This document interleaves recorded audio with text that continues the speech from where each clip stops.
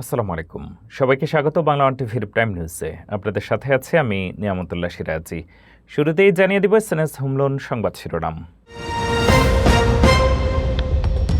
আমেরিকায় গ্রিন কার্ডের সুরক্ষা শেষ, অপরাধের সামান্য সন্দেহ এবার হতে পারে বহিষ্কার। আমেরিকার চিকিৎসা খাতে ইতিহাসের বৃহত্তম জালিয়াতি, ৯০ জন ডাক্তার সহ গ্রেফতার ৪৫৫। অর্থনৈতিক সংকটের মাঝেও আমেরিকায় দাতব্য অনুদানের নতুন রেকর্ড, $৬১৭ বিলিয়ন। এবং নিউ ইয়র্কের রাজনীতিতে বিশাল ভূমিকম্প, বাঘা বাঘা নেতাদের হারিয়ে প্রগতিশীলদের ইতিহাস। এতক্ষণ শুনছিলেন সংবাদ শিরোনাম, এবারে জানাবো বিস্তারিত। গ্রিন কার্ডধারীদের জন্য যুক্তরাষ্ট্রে নতুন বাস্তবতা তৈরি করল সুপ্রিম কোর্টের সাম্প্রতিক রায়। এখন বিদেশ সফর শেষে দেশে ফেরার সময় কোনো অপরাধের অভিযোগ বা আইনি জটিলতার মুখে পড়লে সীমান্ত কর্মকর্তারা পুনঃপ্রবেশে বাধা দিতে পারবেন। সমর্থকদের মতে এটি জাতীয় নিরাপত্তা জোরদার করবে, তবে সমালোচকরা বলছেন এতে বৈধ স্থায়ী বাসিন্দাদের অধিকার ও নিরাপত্তা প্রশ্নের মুখে পড়বে। আমেরিকায় গ্রিন কার্ডধারী বা বৈধ স্থায়ী বাসিন্দাদের বহিষ্কারের প্রক্রিয়া আরও সহজ করতে মার্কিন সীমান্তরক্ষী বাহিনীকে ব্যাপক ক্ষমতা দিল দেশটির সুপ্রিম কোর্ট। গতকাল মঙ্গলবার এক ঐতিহাসিক ৬-৩ রায়ে সর্বোচ্চ আদালত জানিয়েছে এখন থেকে কোনো গ্রিন কার্ডধারী বিদেশ সফর শেষে দেশে ফেরার সময় তার বিরুদ্ধে কোনো অপরাধের সন্দেহ থাকলে সীমান্তেই তার প্রবেশাধিকার কেড়ে নেওয়া হবে। ব্লাশ বনাম লাউ মামলার প্রেক্ষিতে এই যুগান্তকারী রায়টি আসে। ২০১২ সালে চীন থেকে নিউ ইয়র্কের JFK বিমানবন্দরে ফেরার সময় লাউ নামের এক গ্রিন কার্ডধারীর পুনঃপ্রবেশ আটকে দেয় ইমিগ্রেশন বিভাগ। সে সময় তার বিরুদ্ধে নিউ জার্সিতে জাল পণ্য বিক্রির একটি মামলা চলছিল। পরে তিনি দোষী সাব্যস্ত হলে তাকে বহিষ্কারের নির্দেশ দেওয়া হয়, যা তিনি আদালতে চ্যালেঞ্জ করেন।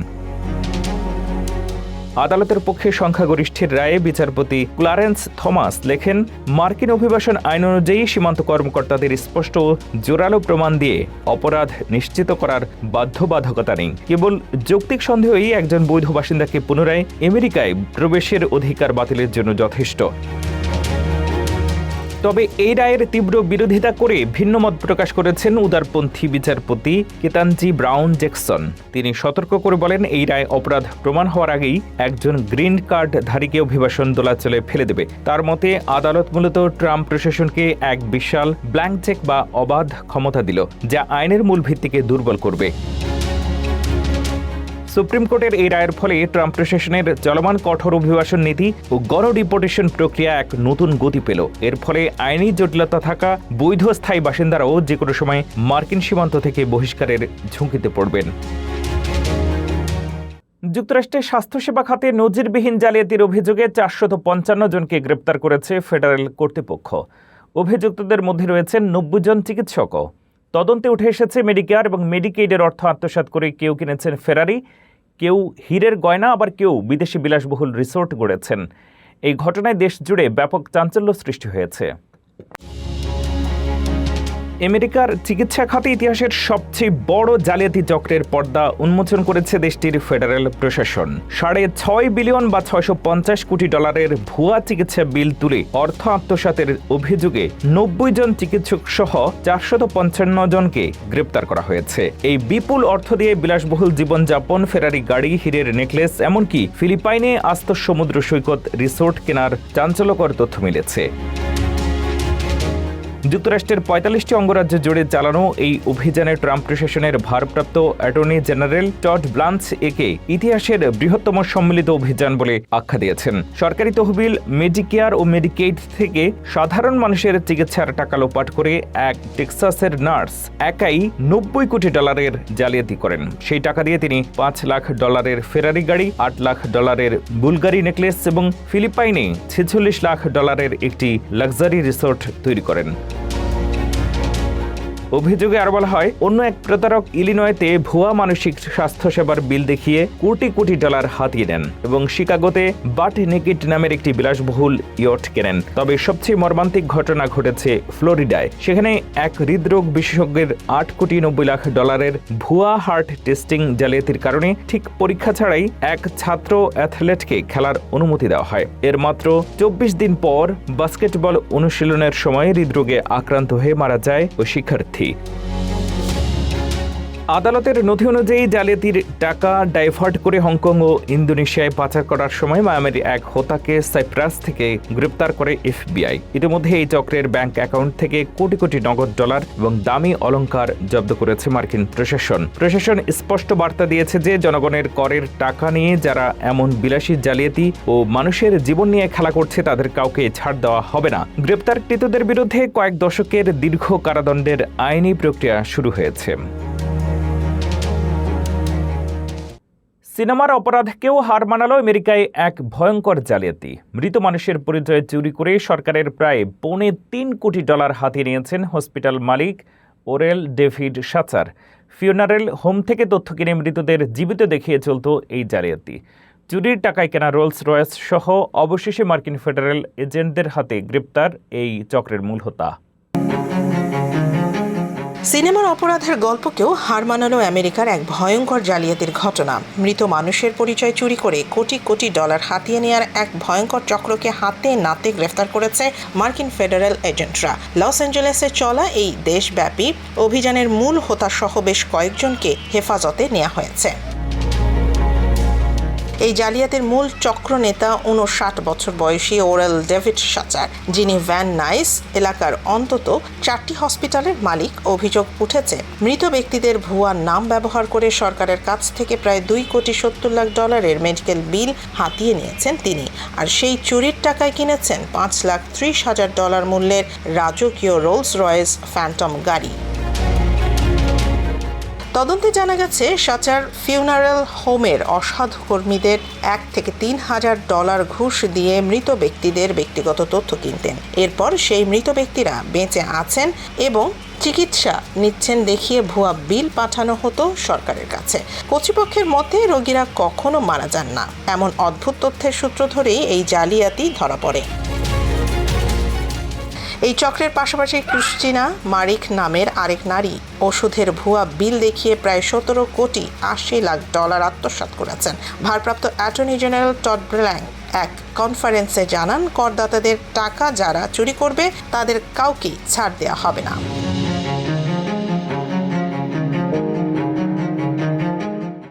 অর্থনৈতিক অনিশ্চয়তা এবং রাজনৈতিক টানাপোড়েনের মধ্যেও যুক্তরাষ্ট্রের দাতব্য অনুদান বেড়েছে রেকর্ড পরিমাণে। নতুন এক রিপোর্টে বলা হয়েছে 2025 সালে মার্কিন দাতারা বিভিন্ন দাতব্য সংস্থাকে মোট $617 বিলিয়ন অনুদান দিয়েছেন, যা মূল্যস্ফীতি সমন্বয়ের পর আগের বছরের তুলনায় 3% বেশি। গিভিং ইউএসএ 2026 রিপোর্টের তথ্য অনুযায়ী ব্যক্তি, কর্পোরেশন, ফাউন্ডেশন এবং উত্তরাধিকার সূত্রে দেওয়া অনুদান সব ক্ষেত্রেই বৃদ্ধি দেখা গেছে। এর মধ্যে সবচেয়ে বড় উল্লম্ফন ঘটেছে উইল বা বিউগান্ত অনুদানে, যা প্রায় 17% বেড়েছে। বিশেষজ্ঞদের মতে শক্তিশালী শেয়ার বাজার এবং অর্থনৈতিক প্রবৃদ্ধি এই বৃদ্ধির পেছনে বড় ভূমিকা রেখেছে। একই সঙ্গে অনেক দাতব্য সংস্থা সরকারি সহায়তা কমে যাওয়ার বিষয়টি তুলে ধরে মানুষের কাছে সহায়তার আবেদন জানায়, যার ইতিবাচক সাড়া মিলেছে। প্রতিবেদনে আরও বলা হয়েছে, শিক্ষা, পরিবেশ, প্রাণী কল্যাণ ও জনকল্যাণমূলক সংস্থাগুলো অনুদানে উল্লেখযোগ্য প্রবৃদ্ধি পেয়েছে, তবে ধর্মীয় প্রতিষ্ঠানগুলোতে অনুদান সামান্য কমেছে। বিশ্লেষকদের ধারণা, উত্তরাধিকার সূত্রে অনুদান বৃদ্ধির এই ধারা বহু আলোচিত গ্রেট ওয়েলথ ট্রান্সফারের সূচনায় ইঙ্গিত হতে পারে, যেখানে বেবি বুমার প্রজন্মের বিপুল সম্পদ ধীরে ধীরে পরবর্তী প্রজন্ম ও দাতব্য প্রতিষ্ঠানের কাছে স্থানান্তরিত হচ্ছে।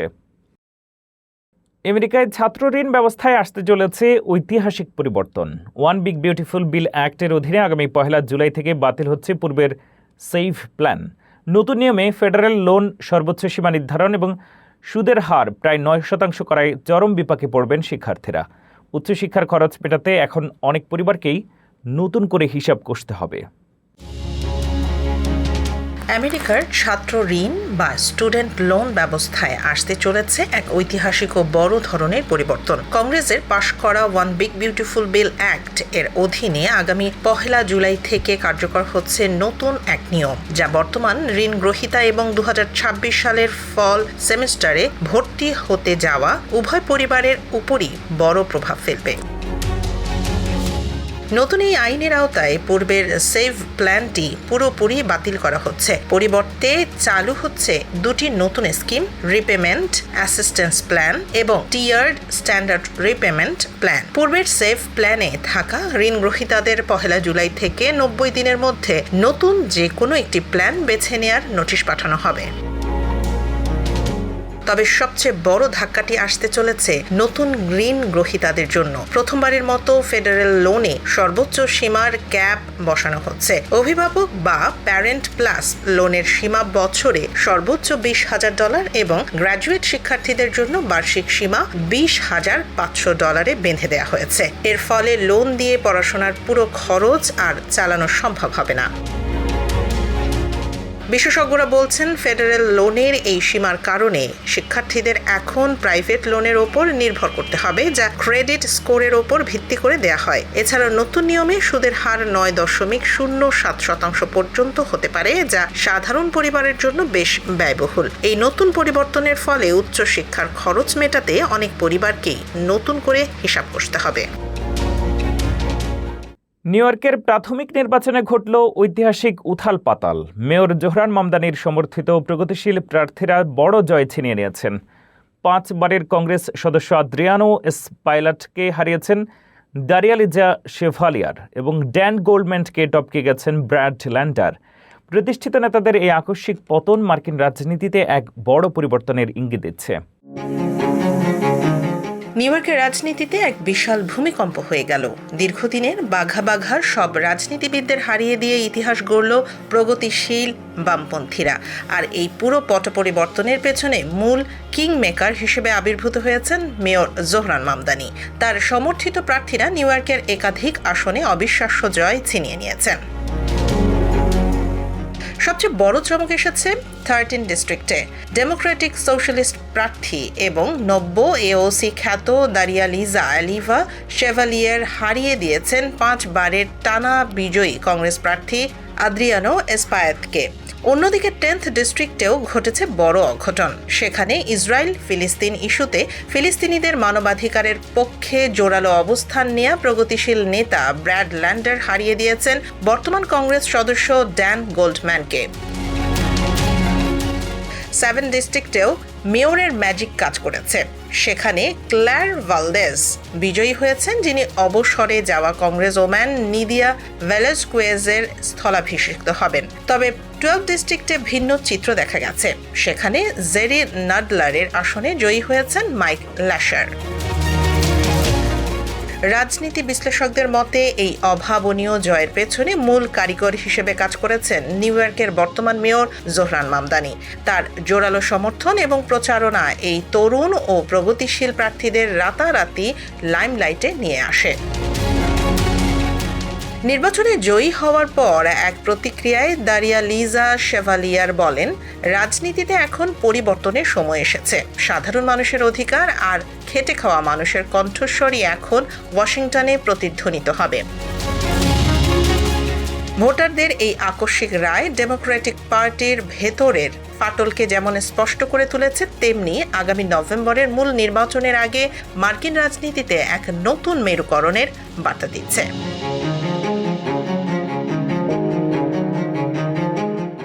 নিউ ইয়র্কের ঐতিহ্যবাহী এরিয়া কোড ব্যবস্থায় এলো বড় পরিবর্তন। গ্রাহক বৃদ্ধি ও আগের কোডগুলোর নম্বর শেষ হয়ে আসায় গত 18 জুন থেকে চালু হয়েছে নতুন এরিয়া কোড 465।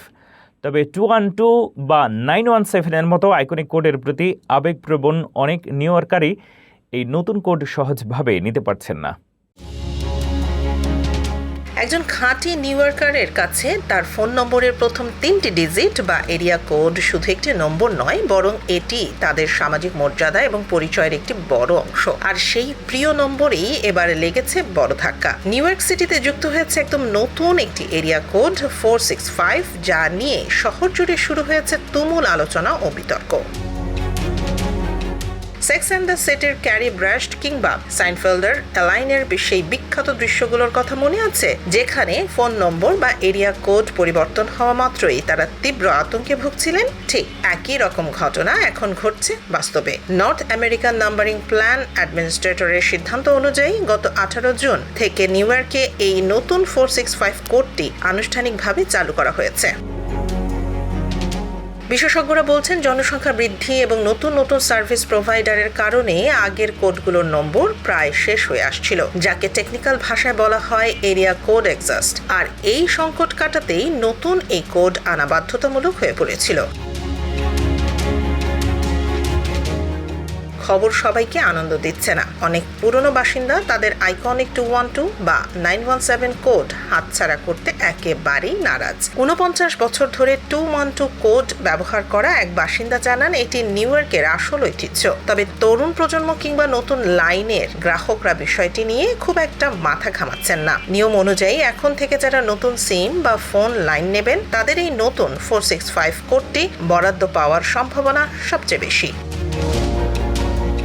ইতিহাসের সাক্ষী হয়ে থাকা 212 বা 917 কোডের পাশাপাশি এখন নিউ ইয়র্কের মানুষের পকেটে জায়গা করে নিচ্ছে 465। প্রযুক্তি প্রয়োজনে এই পরিবর্তন মেনে নিতেই হচ্ছে বিশ্বখ্যাত এই শহরের বাসিন্দাদের। হলিউডের অ্যাকশন সিনেমাকেও হার মানালো নিউ ইয়র্কের সোহো এলাকায় এক বাস্তব ঘটনা। লাক্সারি বুটিকে ভর দুপুরে মাস্ক পরা ডাকাত দলের দুর্ধর্ষ হামলার চেষ্টা রুখে দিলেন 34 বছর বয়সী সিকিউরিটি গার্ড টাইরেল গিবস।